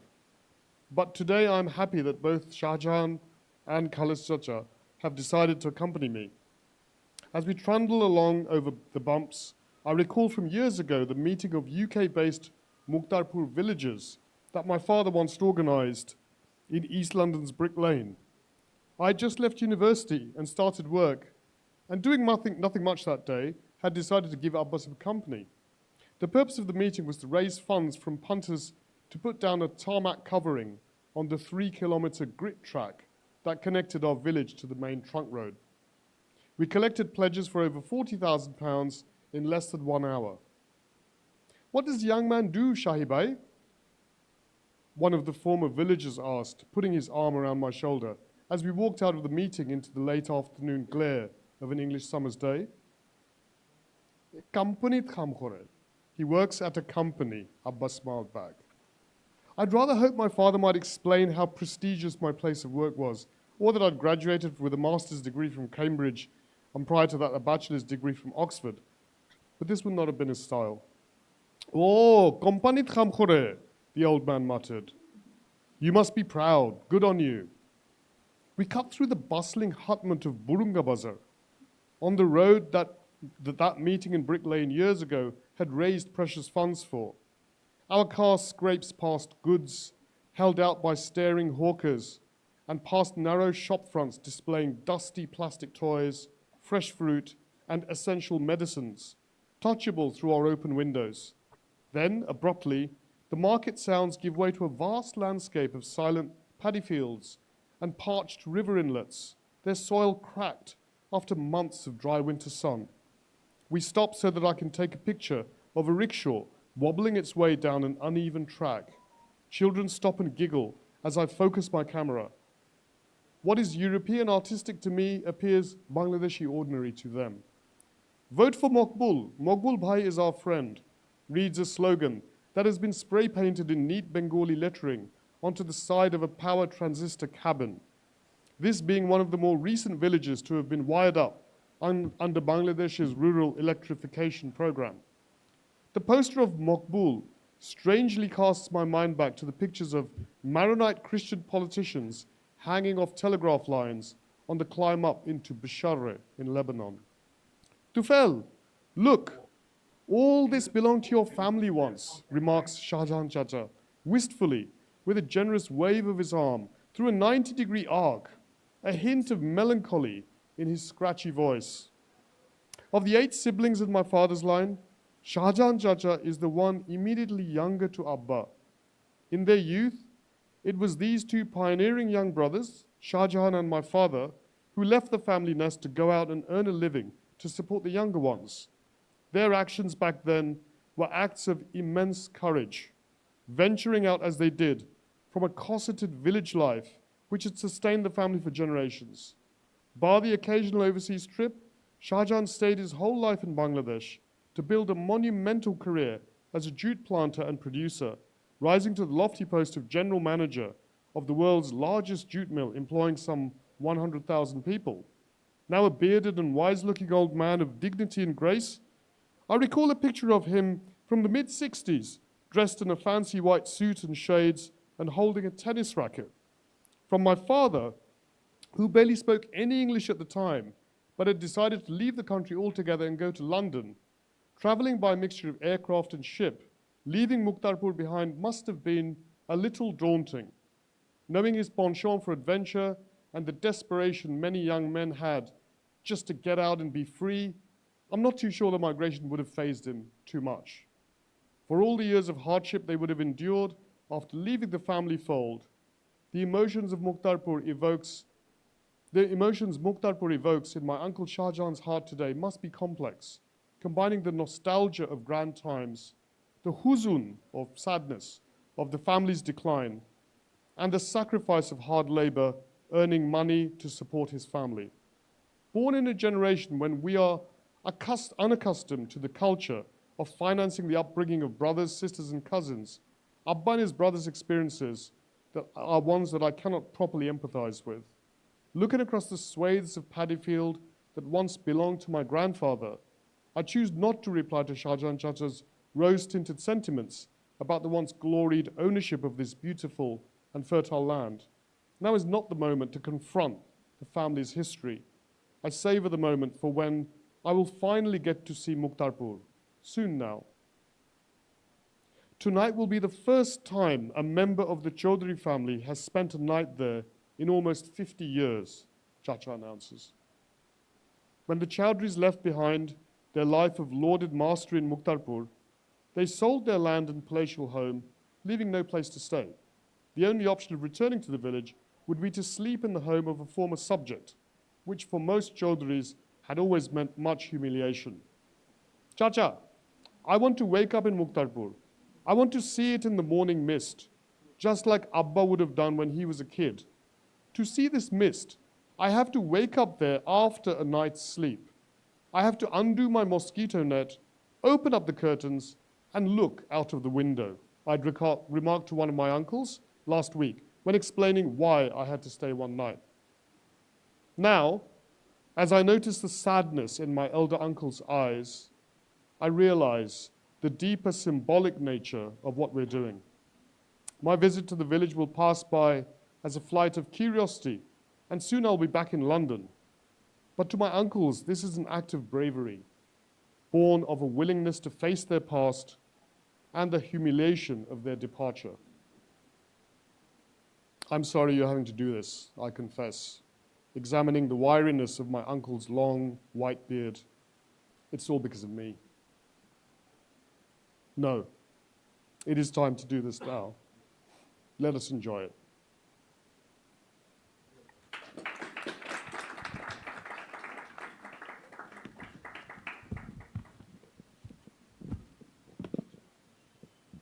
Thank you so much for this. I don't think we need to really wrap it up with anything else, anything better, but the author will be available to sign the books. I think the book counter is nearby if you want to collect your copies. And please join us for some tea and refreshment. Thank you so much for coming. Thank you all, and congratulations once again, Tufael Bhai.